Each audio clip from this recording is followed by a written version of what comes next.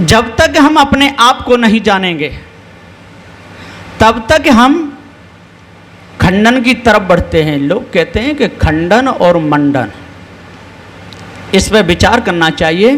खंडन किसे कहते हैं और मंडन किसे कहते हैं? जो तीनों काल में है ही नहीं और उसको कह देना नहीं है तो उसको खंडन नहीं कहते। है उसको नकारना ये अपमान है, और खंडन है उसका होता ही नहीं। जो है उसका खंडन नहीं होता, जो नहीं है उसको नहीं कहने में भी खंडन नहीं होता। इस विचार को जान लेना चाहिए। सदगुरु कबीर के सत्य ज्ञान को वीर पुरुष अपनाते हैं। तज जाति वर्ण मानंदी जड़ धोखे में ना भरमाते हैं।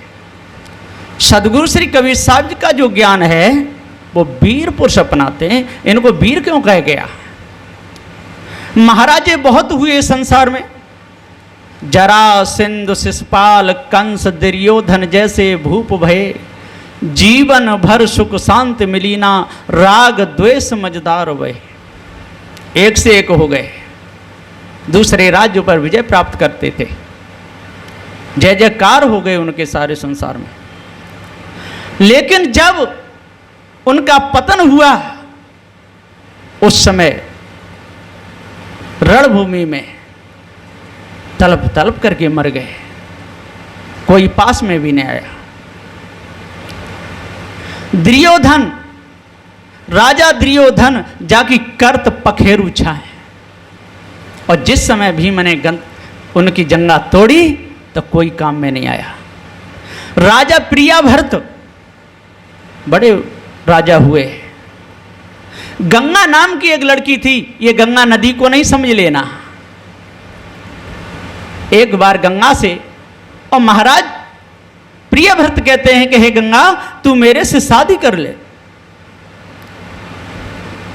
गंगा बोली महाराज आप मेरे से शादी करोगे? कि हाँ।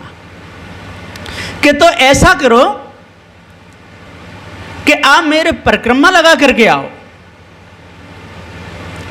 तो महाराज प्रियभर्त ने कहते हैं कि 7 पहिया का रथ बनवाया, उस पर बैठ करके चले, और उन पहियाओं की जो लकीर होती गई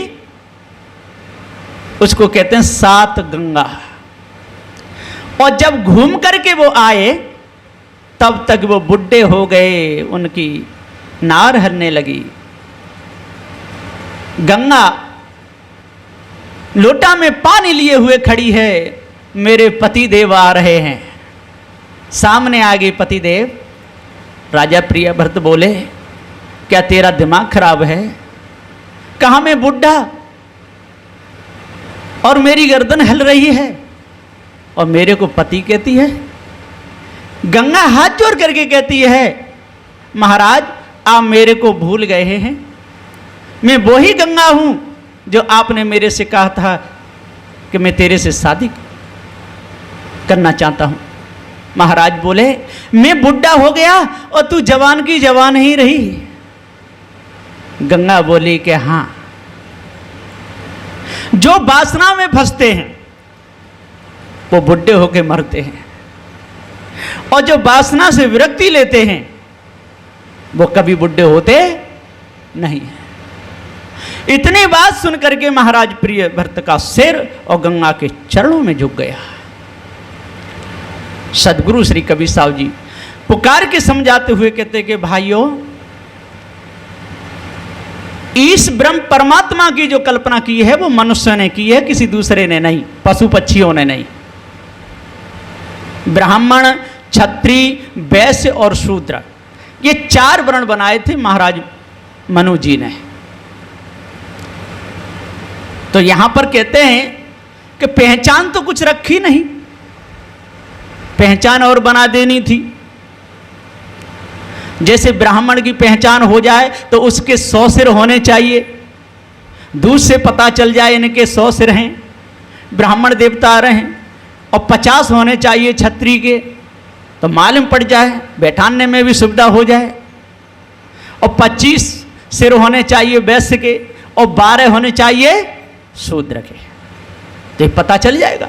या नाक में भी फर्क पड़ जाए, लंबी चौड़ी टेढ़ी तिरछी कैसी भी हो, जैसे सबकी नाक मुख के ऊपर है, तो पहचान के लिए किसी की मुख के नीचे होनी चाहिए। लेकिन लोगों ने गप मारने में कोई कसर नहीं छोड़ी। ब्राह्मण का जन्म बताया कहां से? मुख से। और क्षत्रिय का जन्म बताया भुजा से, और वैश्य का जंघा से, और शूद्र का पैरों से। अभी विचार करके देखो, चारों वर्णों की माताएं गर्भवती यदि एक जगह कर दी जाएं और देखा जाए कि जन्म कहां कहां से हो रहा है, तो पता चल जाएगा। इस भ्रम में सारा संसार भूला हुआ है। बड़े बड़े ज्ञानी हुए और ऐसी गप मारे कि उन्होंने, कहते हैं कि फूंक से पहाड़ उड़ा दिए। फूंक से कोई पहाड़ उड़ेगा? फूंक से कभी पहाड़ उड़ने वाला नहीं। यहां तक कह दिया कि 2-2 हजार वर्ष तक वो तपस्या करते थे, और 60,000 वर्ष तक चमन ऋषि जी और तपस्या किए। 60,000 वर्ष तक लोहे के चना पर विश्वामित्र जी तपस्या किए, और उनकी हालत देख लीजिए। फंसे मृग के मोह भरत की क्या गत कर डारी, मान मध मोह लगत खायो, और सोई हंसा बचो शरण में सदगुरु की आयो। गुरु से पारख पहचानी, पारख से पहचान तानचो तू अपनी ताने, दुही का पर्दा हट जावे, सार सब डट सार गुरु की सेवा कर पावे। पार होए भवसागर प्राणी, चेतन पुरुष अखंड जीव का बिरले ने जाने। ये चेतन जीव है जो अखंड है, कभी मरता नहीं। इसलिए इसके ऊपर कोई भी कल्पना करना ये भारी अपमान है, जीव का बहुत बड़ा अपमान है, क्योंकि अमर है, अखंड है। इसको पृथ्वी दबा नहीं सकती, जल इसको गला नहीं सकता, अग्नि इसको जला नहीं सकती, और वायु सुखा नहीं सकती, और आकाश के तो कोई अणु परमाणु तिष्णु है नहीं। जीव ज्ञान स्वरूप है। इस विधान को जो समझ लेगा वो कभी कहेगा ही नहीं कि सदगुरु श्री कबीर साहब ने खंडन किया है, या वर्तमान में पारखी संत गुरुजन खंडन कर रहे हैं। पारखी संतों ने कभी किसी का खंडन नहीं किया, कभी किसी का अपमान नहीं किया, और लाज बचा दी। पारखी संतों ने तो एक लाज बचाई है। जड़ के आगे शीश झुकाते, क्या मानवता इसे कहते हैं, और पशुओं के गले काटे जाते, क्या धर्म इसी को कहते हैं। ये कोई धर्म नहीं है जो पशुओं के गले काटे जाते हैं, रेत रेत के काटे जाते हैं। मुस्लिम भाई रेत रेत के काटते हैं, और हिंदू लोग झटका से काटते हैं। ये लाज किसने बचाई? मनुष्य का सम्मान किसने बताया? चेतन पूजा किसने बताई? जीव अजर अमर अखंड है, इसके ऊपर कोई दूसरा नहीं। कल्पना करना मिथ्या है। जड़ और चेतन दो ही पदार्थ हैं। इस भेद को जो समझ लेगा, समझ लो कि उसको पूरा पार ज्ञान हो गया। पारख, पारख जो अपने आप को जिसने पा लिया और जो समझ गया, इंद्रियों को जिसने बस में कर लिया और भ्रम भूल कल्पना को जिसने त्यागा, वो उसको कहते हैं पारखी।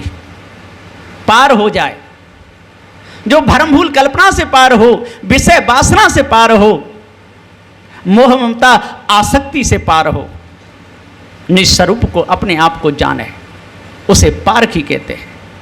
लोग कहते तो रहते हैं, लेकिन गंगा पे गंगा दास बन जाते हैं, यमुना पे यमुना दास बन जाते हैं। काबिया मोल साहब जी ने कि पढ़ा पढ़ा और लिखा लिखा कर 16 दूनी 8 के जियरा कर दे 12 बाट। सदू देखे तो भैया अब 12 बाट नहीं होना है, अपने आप को जानना है, अष्ट महासदुओं को धारण करना है, 10 दोषों पर विजय प्राप्त करनी है, पारखी संतों से भेद जानना है। समझ में नहीं आवे तो संत गुरुजन दयालु होते हैं, उनके पास में आकर के भेद को समझ लेना चाहिए, हृदय की कालमा मिट जाएगी। इन्हीं वचनों के साथ में मैं अपनी वाणी को विराम देता हूँ। बोलिए श्री सद्गुरुदेव की जय।